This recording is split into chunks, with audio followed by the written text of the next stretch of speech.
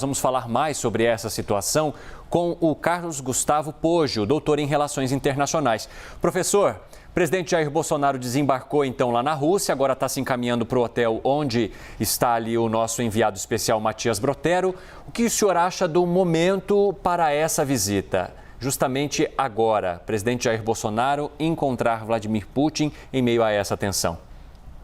Olha, Evandro, em circunstâncias normais, mesmo com essa tensão, não teria nenhum problema o Brasil se encontrar com a Rússia, é natural. A Rússia é um aliado do Brasil, na verdade, desde o governo Fernando Henrique Cardoso, né? Todos os presidentes se encontraram com o Vladimir Putin, né? Que está esse tempo todo no poder na Rússia, né? Então não teria problema nenhum do ponto de vista de um encontro de Estado, né? Se fosse um encontro de Estado, não teria problema nenhum. A questão é que o próprio presidente Bolsonaro tem adotado uma política externa desde o começo do seu mandato, que é uma política externa não baseada em relação entre Estados, mas em relação entre indivíduos, né? A principal ilustração disso é o fato que ele começou o governo dele batendo continência para a bandeira americana, dizendo que queria uma relação com os Estados Unidos, quando na verdade era uma relação com o Trump, e agora tem uma relação antagônica com os Estados Unidos, ou seja, ele começa o mandato batendo continência para a bandeira americana, termina nos braços do Vladimir Putin.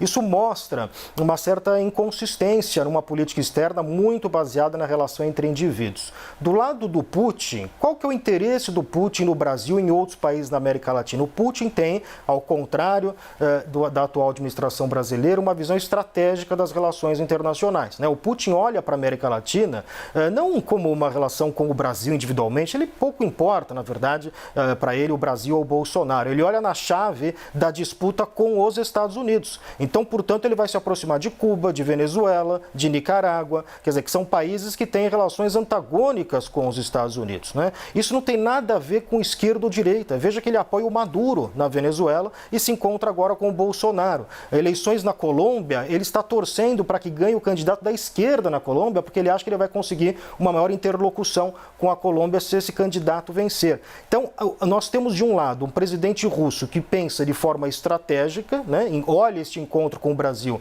como uma forma que se encaixa dentro dessa sua visão geopolítica mais ampla, e um presidente brasileiro que não tem esta mesma visão estratégica, né? Não está muito claro porque o Bolsonaro vai à Rússia nesse momento, para além do fato de que ele quer mostrar que ele não está isolado do ponto de vista diplomático, já que ele tem recebido muito poucos convites de líderes de países importantes para que vá visitar. Professor, obrigada pela entrevista. O presidente Jair Bolsonaro vai não só à Rússia, como também à Hungria no momento de eleição do presidente Viktor Orbán. Eu lhe pergunto, em que agora a gente coloca o Brasil numa geopolítica internacional? O quanto isso é um recorte conjuntural, de momento, ou o quanto nos distancia realmente o Brasil dos Estados Unidos e do atual governo dos Estados Unidos? Pois é, essa visita à Hungria, em seguida a visita à Rússia, indica exatamente que que o Brasil não está indo para a Rússia com uma relação unicamente de Estado para Estado, mas uma relação, de novo, de indivíduos nos quais o Bolsonaro vê que ele pode ter afinidade ideológica, né? Por isso que eu mencionei que o Putin, por exemplo, apoia o Maduro aqui na América Latina, porque o Putin não olha nessa chave de afinidade ideológica. Só que o Bolsonaro, indo em seguida para a Hungria liderada pelo Viktor Orbán. O Viktor Orbán é um dos líderes desse movimento mais populista, antiliberal, e que não é um país importante, mas não é um país com os quais o Brasil tem relações muito importantes nesse sentido, né? Sejam comerciais ou sejam políticas, né? Então, do ponto de vista do encontro do interesse nacional brasileiro, uma visita à Hungria, e apenas à Hungria, né, nesse contexto de Rússia e Hungria, não faria tanto sentido. No que concerne aos Estados Unidos, de novo, o Brasil, tradicionalmente, ele não tem que se importar muito com o que os Estados Unidos acham das atitudes brasileiras. É claro que isso não implica adotar uma atitude antagônica com os Estados Unidos, né? A diplomacia brasileira se pauta pelo multilateralismo, pela independência.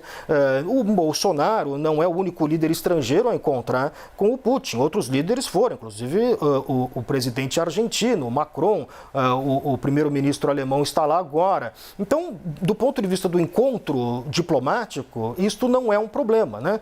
Por outro lado, as pessoas que dizem que é um problema, e nesse caso aqui eu também me distancio muito de muitas análises nesse sentido, por que seria um problema o Bolsonaro ir à Rússia nesse momento? Porque os Estados Unidos não gostariam disso, a administração Biden não gostaria disso. Ora, mas a administração Bolsonaro já tem uma relação ruim com a administração Biden, né? Vamos lembrar que o Bolsonaro disse que o Biden foi eleito de forma ilegítima. Ele falou que as eleições nos Estados Unidos foram fraudadas. Então é evidente que isso inicia uma má vontade muito grande do governo Biden com o governo Bolsonaro. Então o Bolsonaro indo à Rússia, ele não tem muito a perder nesse sentido. Pelo contrário, ele tem politicamente a ganhar. Ele mostra, num ano de eleição, que ele não está isolado do ponto de vista diplomático. Então não vejo assim, nem do ponto de vista do interesse brasileiro, caso nós tivéssemos uma diplomacia razoavelmente normal, mas nem do ponto de vista do interesse pessoal do Bolsonaro, razões suficientes que ele deveria cancelar esta visita ao Vladimir Putin. Professor Carlos Gustavo Poggio, doutor em Relações Internacionais, obrigada por enquanto, viu, pela gentileza e pela disponibilidade de vir até aqui a CNN nos ajudar a compreender um pouquinho mais esse cenário. Até já, professor. Obrigado, um prazer.